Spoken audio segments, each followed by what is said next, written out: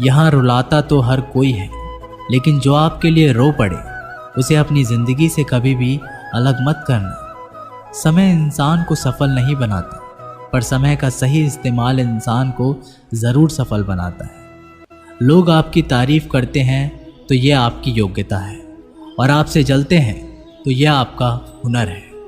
सच्ची बात बोलने वाला और सही राह पर चलने वाला इंसान हमेशा दुनिया को कड़वा लगता है।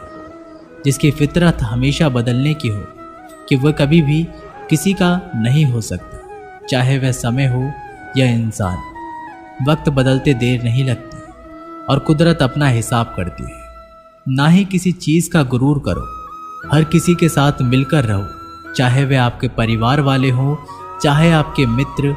चोट का असर लगने में नहीं, अनुभव करने में होता है। आत्मा पर एक लगी चोट शरीर की चोट से कई ज़्यादा गहरी होती है और पीड़ादायक भी होती है।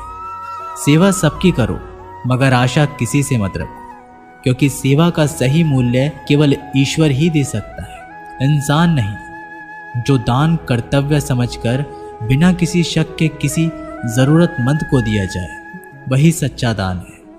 अगर आप अपनी गलतियों से कुछ सीखते हैं तो गलतियाँ सीढ़ियाँ बनती हैं, और अगर नहीं सीखते तो गलतियाँ सागर है। फैसला आपका है, चढ़ना है या डूबना है। जो जितना शांत होता है वह उतना ही गहराई से अपनी बुद्धि का प्रयोग कर सकता है। निंदा से घबराकर अपने लक्ष्य को ना छोड़ें, क्योंकि लक्ष्य मिलते ही निंदा करने वालों की राय बदल जाती है। नकारात्मक विचारों का आना तय है, लेकिन यह आप पर निर्भर करता है कि आप उन्हें महत्व देते हैं या फिर सकारात्मक विचार पर ही ध्यान लगाए रहते हैं। प्रेरणा का सबसे बड़ा स्रोत आपके अपने विचार हैं, इसलिए बड़ा सोचें और खुद को जीतने के लिए हमेशा प्रेरित करें। वक्त से पहले मिली चीज़ें अपना मूल्य खो देती हैं, और वक्त के बाद मिली चीज़ें अपना महत्व। इसलिए समय की कद्र करें। कुछ लोग अपनी अकड़ की वजह से कीमती रिश्ते को खो देते हैं, और कुछ लोग रिश्ते बचाते बचाते अपनी कद्र खो देते हैं। जब तक तुम डरते रहोगे, तुम्हारी ये ज़िंदगी के फैसले लोग ही लेते रहेंगे।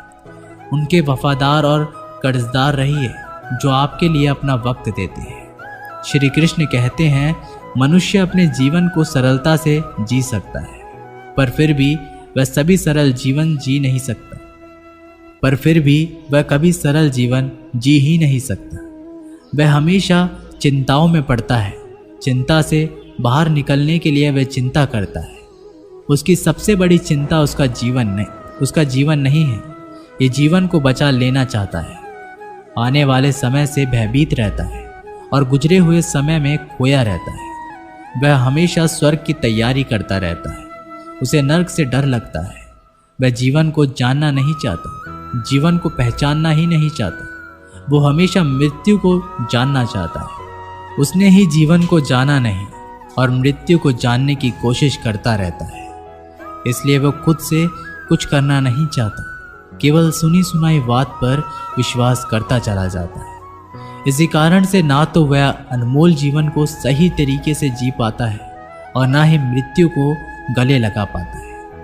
एक बार एक बेटे ने अपने पिता से पूछा कि पिताजी, ये सफल जीवन क्या होता है, कैसा होता है? इसका मतलब आप हमें समझाइए। तो पिता ने सोचा, कैसे इसको समझाया जाए कि एक सफल जीवन का असली मतलब क्या होता है। पिता ने दिमाग लगाया और बेटे से कहा कि चलो आज हम पतंग उड़ाते हैं। और बाप बेटा पतंग उड़ाने के लिए चले गए। बेटा पिता को ध्यान से पतंग उड़ाते हुए देख रहा था। थोड़ी देर बाद बेटा बोला, पिताजी, धागे की वजह से पतंग ऊपर नहीं जा पा रही है। इस धागे की वजह से ये पतंग आज़ाद नहीं है। क्या हम इसे तोड़ दें? ये ऊपर चली जाएगी। अगर हम तोड़ देंगे तो पिता ने धागा तोड़ दिया। पतंग थोड़ा सा ऊपर गई और उसके बाद लहरा कर नीचे आई और दूसरी अनजान जगह पर गिर गई।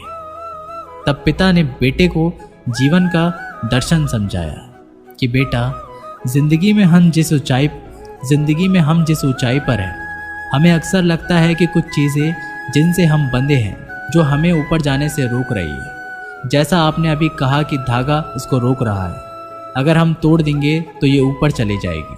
इसी तरीके से घर, परिवार, अनुशासन, माता पिता, गुरु और समाज है, ये भी हमारे जीवन में एक धागे का काम करते हैं और हम इनसे आज़ाद होना चाहते हैं। घर से आज़ाद होना चाहते हैं, परिवार से आज़ाद होना चाहते हैं, अनुशासन में नहीं रहना चाहते, गुरु और समाज से आज़ाद होना चाहते हैं।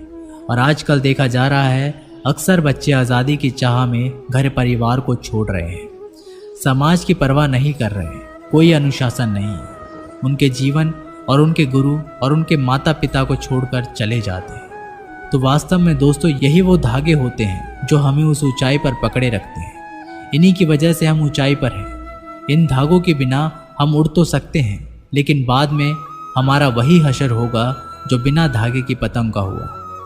जब तक जीवन में तुम ऊंचाइयों पर बने रहना चाहते हो तो कभी भी इन धागों के रिश्तों को मत तोड़ना। धागे और पतंग जैसे जुड़ाव है, ये सफल संतुलन से मिली ऊंचाई को ही हम सफल जीवन कहते हैं। जब तक धागा पतंग से जुड़ा है तब तक पतंग उड़ रही है। धागा टूटते ही पतंग नीचे आ जाती है और किसी अनजान जगह पर खो जाती है। इसी तरीके से हमारा जीवन घर से, परिवार से बंधा हुआ है।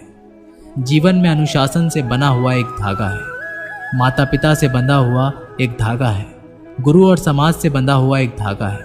अगर हम इस धागे को तोड़ देते हैं तो हमारा जीवन कभी भी सफल नहीं हो सकता।